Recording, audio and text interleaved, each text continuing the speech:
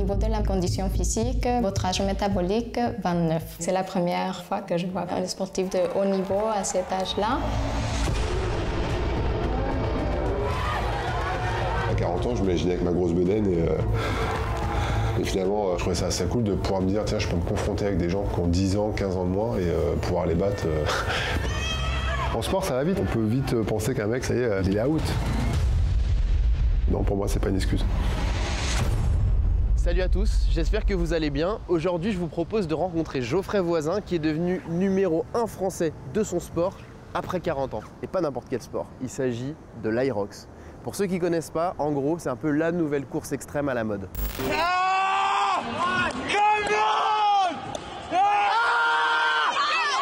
Finish it, finish it, finish it, finish it, you're pro! Can't stop, nah, won't quit, yeah. Je sors de la salle là, faut que je vous en parle sinon je vais vriller en fait. C'est quoi tous ces gens ils font de l'Aerox là? Ils font 40 000 exos en même temps. Alors moi j'en avais jamais entendu parler, mais c'est normal, c'est assez récent puisqu'en fait cette course elle a été inventée en 2017 en Allemagne. En gros les règles elles sont simples, c'est 8 fois 1 km avec à chaque fin de kilomètre une épreuve. Vous allez voir, en gros, faut s'accrocher, c'est un peu chaud. N'oubliez pas surtout d'activer la cloche, de vous abonner pour ne pas louper le prochain reportage, c'est important. Et sinon, bah, on y va, c'est parti, bon visionnage. Au niveau du ventre. Ok. Parfait. Et finalement, on va prendre les plis pour savoir le pourcentage de masse graisseuse. Oui.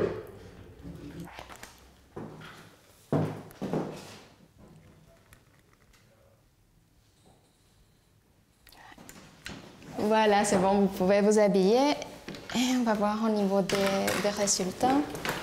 Au niveau de la masse musculaire, ça se maintient. On était à 80 kg la dernière fois, là on est à 80,3.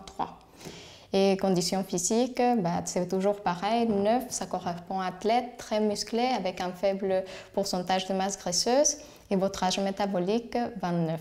Alors, en tout cas, c'est des super résultats. Et vous en avez d'autres au cabinet qui ont des résultats comme ça à 44 ans? Non, pas très souvent. En effet, Geoffrey, c'est la première fois que je vois comme ça un sportif de haut niveau à cet âge-là. Ça, c'est dû à la perte de masse musculaire qu'on a naturellement. Ça se perd à fur et à mesure, ça avance l'âge. Alors, oui, pour quelqu'un de 20 ans, ça va être plus facile, on va dire, d'obtenir un tout petit peu plus de résultats que quelqu'un de plus âgé. Il y a 20 ans, je m'imaginais à 40 ans, je m'imaginais avec ma grosse bedaine et finalement, même à mon âge, j'ai réussi justement avec ce sport à rentrer dans le haut niveau. Ce qui est rare, c'est de devenir champion d'un sport à 41 ans. Comment s'est un peu déroulé ton parcours pour qu'au final tu deviennes compétiteur pro à cet âge-là? Alors moi, le sport, j'ai commencé tout jeune. Alors j'ai testé plusieurs sports, comme beaucoup de gamins. Donc j'ai commencé par le basket. Après, j'ai dû faire du judo. Alors ça m'a jamais trop plu. Et je me suis mis au foot.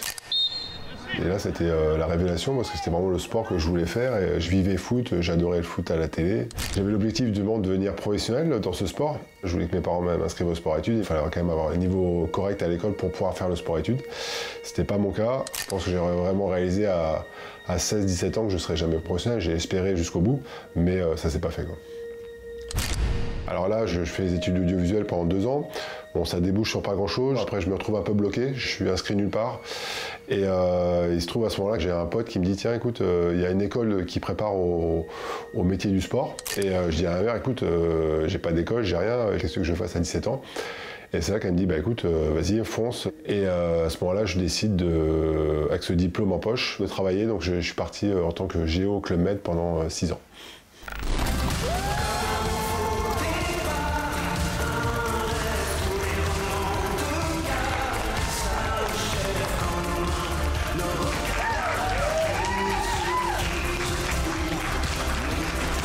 J'avais 20 ans, c'était mes premières expériences de vie, donc c'était génial. J'étais plutôt à faire du sport, faire la fête, m'amuser, donc ça jusqu'à une trentaine, 32, 33 ans. Et à partir de ce moment-là, dans le club où j'étais, ils cherchaient des coachs pour faire partie de l'équipe du club de la Spartan Race. Ça venait d'arriver en France. C'est une course d'obstacles, comme un parcours du combattant, entre 5 et 20 km. Il y a plein d'obstacles au milieu, donc ramper, grimper, sauter dans l'eau, etc. Dans l'équipe, je pense qu'on misait sur d'autres personnes. Finalement, je suis arrivé le meilleur de mon équipe. Alors j'ai commencé à me prendre au jeu justement de la compétition, de l'adversité, et ça a été le début d'un grand cycle. À l'aube des 40 ans, en 2020, je découvre l'Aerox par le biais des réseaux, et dès ma première compétition, j'arrive 8e. Je me dis, bon voilà, et je pense qu'il y a quelque chose à faire. Sur combien, 8e? Alors sur 8e, je pense sur 150-200 personnes. Et tout âge confondu? Tout âge confondu, ouais. Et après, je me dis, bon, écoute, la prochaine fois, je vais faire la même chose, mais je vais mieux me préparer. Et là, je passe sous l'heure. Je passe à la ligne d'arrivée, 59,46. Et là, je commence à comprendre que j'avais le 5e meilleur temps mondial de l'année. Dès ma deuxième course, avec mon moins d'une heure, je suis rentré dans le top 15 mondial, donc les 15 meilleurs athlètes mondiaux. Le plus âgé des top 15, donc à 40 ans, donc je trouvais ça assez cool de pouvoir me dire, tiens, je peux me confronter avec des gens qui ont 10 ans, 15 ans de moins et pouvoir les battre. Et donc après cette course, tu deviens aussi le numéro 1 de l'Aerox en France, puisque de fait, cette année-là, tu es le seul Français dans l'élite 15 mondiale. Du coup, est-ce que cette petite frustration de jamais avoir été un footballeur pro, elle est un peu partie après cette victoire-là? Ah oui, non, c'est parti, ouais, totalement, parce que en fait, cette frustration, au bout d'un moment, s'est transformée en fierté le jour où je me suis dit, tiens, je peux performer dans quelque chose, et à ce moment-là, je prouve encore que c'est pas fini, quoi.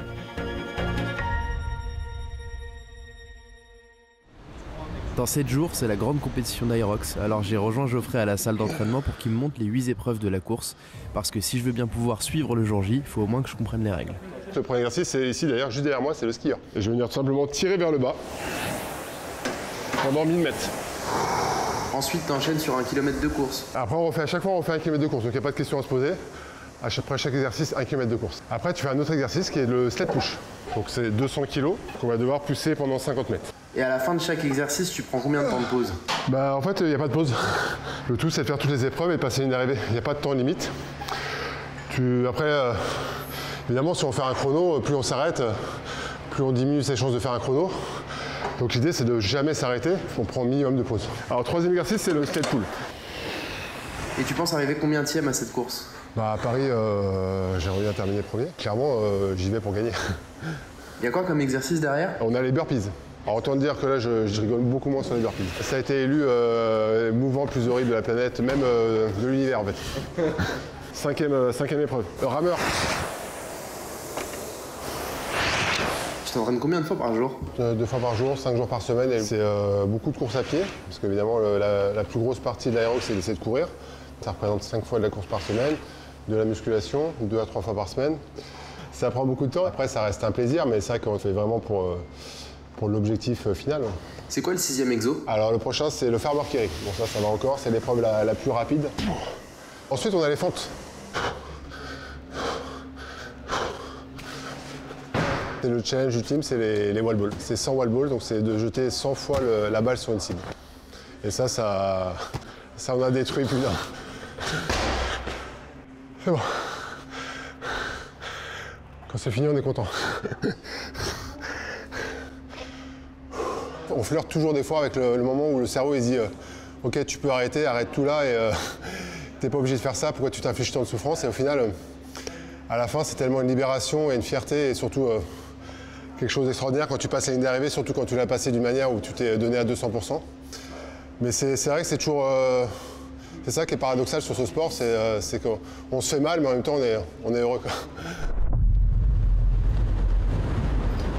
Ça y est, c'est bon, c'est le jour J. C'est dans ce bâtiment de 14 000 m² que Geoffrey va courir ce soir avec les pros.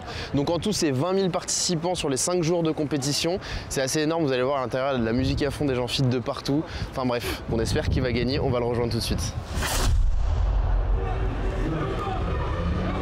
Avant le départ, j'ai pas mal été stressé aujourd'hui. J'avais quelques adversaires un peu coriaces que je voyais quelques têtes en vue. Il y avait Quentin Garel, c'est un athlète montant, donc je savais que c'était intéressant justement, c'est une bonne confrontation.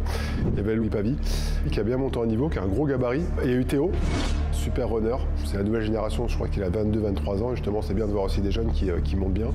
Je pense que quelque part, le fait que je sois là, peut-être pour certains, c'est peut-être un défi. Et ils se disent, voilà, c'est sympa de battre Geoffrey, je pense. Des fois, on a toujours envie de battre le mec à battre. Donc là, c'est vraiment concentration maximum. Et là, c'est grand silence. Je suis tellement dans ma bulle. que j'entends pas ce qui se passe autour.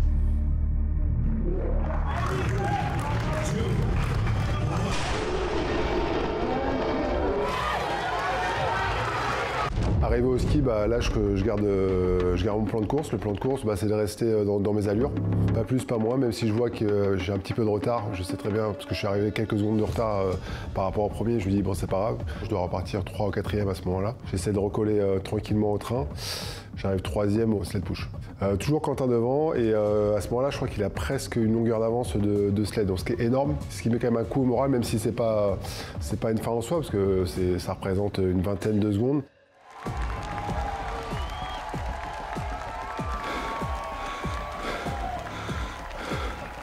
Donc là, je reprends la course, je garde mon run, alors un petit peu dur évidemment au début, parce que les jambes étaient vraiment dures après ce sled. J'étais les jambes en feu, on va dire. Et là, à ce moment-là, déjà, j'avais un gros fossé, je crois que j'avais au moins une longueur de retard sur les premiers. Et là, j'arrive au sled pull. Donc là, en pleine confiance, que je sais que le sled pull, c'est une de mes stations favorites. J'ai diminué l'écart. Je rattrape pas loin Quentin, je crois. Je dois être à 15 secondes de lui. Après, j'ai géré un peu la distance. En fait, à ce moment-là, le principe est simple. Si je reviens sur lui, on rebat les cartes. J'envoie vraiment fort sur les premiers burpees, je me sens bien. Et je pense peut-être un peu trop fort. À 40 mètres, j'ai senti vraiment une grosse fatigue. À la fin des burpees, c'était très dur. Je repense un peu à mes enfants à ce moment de la course parce que j'ai envie d'être leur fierté quelque part. Donc c'est vrai que ça met toujours un peu de motivation pour moi. Donc j'arrive au rameur, j'ai au moins déjà une bonne minute de retard. Et là je sais que ça va être très compliqué après le rameur. J'étais plus dedans en fait, il y a un moment le cerveau je crois qu'il est déconnecté. Et j'étais plus focus dans ma course, c'est-à-dire que j'étais plus du tout dans mes allures, j'étais vraiment à un moment très bas. Je pense que bon après ça m'a mis une claque aussi de savoir que là j'étais bien distancé, j'ai pas su gérer ce moment, rester bien focus. Après tu vois aussi la détermination de tes adversaires aussi, tu vois que le mec est déterminé, il fait une belle course, il te met un fossé au fur et à mesure et c'est plus à ce moment-là que la combativité n'est pas pareil, quoi. On sent qu'il y a une différence. À ce moment-là, je sens que je suis passé à côté de ma course. Et là, quelque part, je me suis senti un peu honteux. En fait. Je suis loin derrière. C'est dur à assumer. Justement, le dernier tour, je double Louis. Je le tire, en fait, finalement, je le tire derrière. Donc, il reste derrière moi. Et on arrive au wall ball ensemble. Je le voyais à côté de moi. C'était jouable. J'ai fait quelques rêves, je me suis arrêté. J'avais plus cette niaque d'aller chercher la place. Et j'ai repris mon souffle et j'ai fini mes reps. Et,